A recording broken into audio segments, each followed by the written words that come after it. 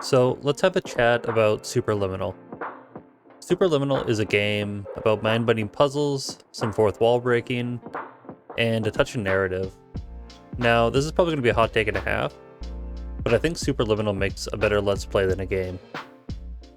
So let's break it down. Superliminal is a game that I desperately wanted to go above and beyond. I remember seeing a tech demo years ago that was showing off their basic mechanics and thinking, wow, that's amazingly mind-bending. I wonder how they'll make a game out of it. And then I probably forgot about its existence until it dropped on Steam. The second I discovered it, I picked it up. Excited to see how these seemingly one-off perspective mechanics turn into a full-fledged game. I wanted to see how they managed to create new mechanics that complemented their original perspective shenanigans, and then intertwine them with the originals to create new puzzles. And that's where the game missed the mark for me.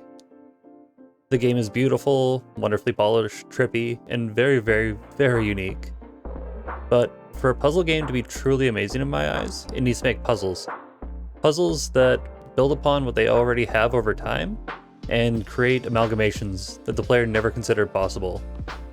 By the end of a good puzzle game, what I really want is for the devs to introduce a bunch of different mechanics, and then explore how they can all interact with and layer upon each other to its logical conclusion, and hopefully a bit further.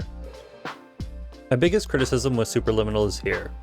They have incredibly unique and extremely polished perspective mechanics, but those systems never really evolve and interact with each other over the course of the game. I felt like I was always waiting for a capstone puzzle, but instead I was met with more and more one-offs that were cool in their own right, but never really pushed the game forwards in an interesting way mechanically. In this respect, I don't think they ever managed to get past the tech demo stage, which is honestly what I was worried about when I saw the original demo. When I see something this unique, I sit down and think, where would I take it from here as a developer? And for Superliminal, I couldn't see a clear path forwards into a full game. What that usually means is that the developer will break my expectations and do something truly amazing, or they'll try and cover it up with narrative. And that's what we got.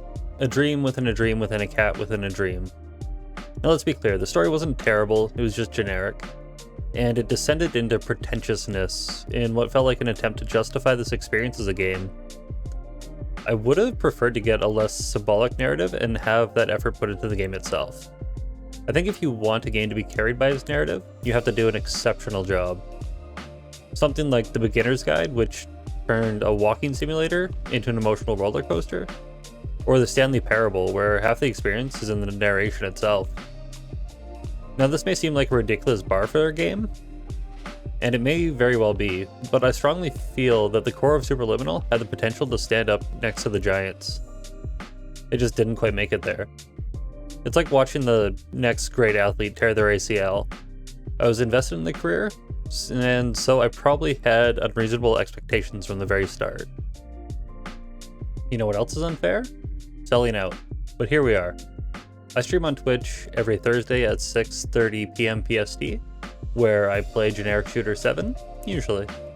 And every Saturday at 1 p.m. PST, where I play something like this, where I try and break it down and form an opinion on it. Find me at twitch.tv/FattRoss, and if you like my ranting, please like and subscribe. It helps a lot. Now, there's a reason why I said Superliminal makes a better Let's Play than a game, and unfortunately that's rooted in the mechanics as well.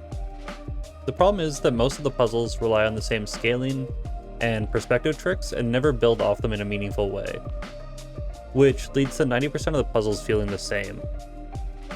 The game largely becomes more of a game about finding what object you can use rather than how you can use it. This distinction is small but important. When finding the key is the task at hand, the game's all about searching. When figuring out how to use the key as the task, you have to consider all the possibilities. And that's where the best puzzle games live, in your mind. If it becomes rote, why not just watch a movie instead? Plenty of people love hidden objects games, but that's not the experience I thought Superliminal was going for. So, what went well? Well, The game was incredibly sturdy. I have a bad habit of playing games in a way that deliberately breaks them. I like to test what's possible and what isn't in the worst way imaginable. And I gotta say, the game only broke twice over my entire playthrough, which is super impressive considering how unique the scaling mechanics are. They must have went through absolute hell in their bug fixing period, but the game is polished all hell because of it. The scaling mechanics are simple, intuitive, and they just work, which is a great place to be. Not only do all of the mechanics they have work perfectly, but their art style is great as well. The entire game looks very nice. The perspective puzzles are integrated beautifully into the world, and that whole pretentious section of the game looks beautiful, trippy, and disorienting in a good way. They didn't make a lot of unique mechanics, but they used everyone they had in as many creative ways as they could, and the levels and the art direction support it. The entire art style is clean, proper, and that only accentuates the perspective shenanigans more. You need to look very closely at the game to even begin to notice any seams. Overall, it's an art style that adds cohesion to the entire experience, and that's a lot harder than you might think. So let's wrap up Superliminal. The game is beautiful, it has insane perspective puzzles, and it uses them again and again. The game desperately needed a few more tricks in its wheelhouse to stitch together the whole experience, just so we could see what it looks like pushed to its absolute limits. As it stands, the mechanics that it does have are repeated into the ground. The trip is beautiful and executed well, we just needed a few more types of Lego to make it whole. And some people will say that the game is short, but I would certainly prefer a perfect hour over 1 hour of content dragged across 2. As it stands, it feels like the game could be cut in half while losing nothing. Hell, it would probably be a tighter experience overall. Superliminal had the potential to become a masterpiece in the same class as Portal or Antechamber, but it fell a little short. For gamers who are newer to indie games and experimental games, this is almost certainly going to be a perfect 10, and it'll stick with them forever. But for older gamers who have experienced those greats, it will likely be good at best. Superliminal is just so unique that I can't help but directly compare it to others who have broken the mold and created masterpieces. I would 100% recommend Superliminal to any newer gamers, and for that, I give it my seal of approval. It's absolutely worth the price. Just make sure to play Portal and Antechamber afterwards.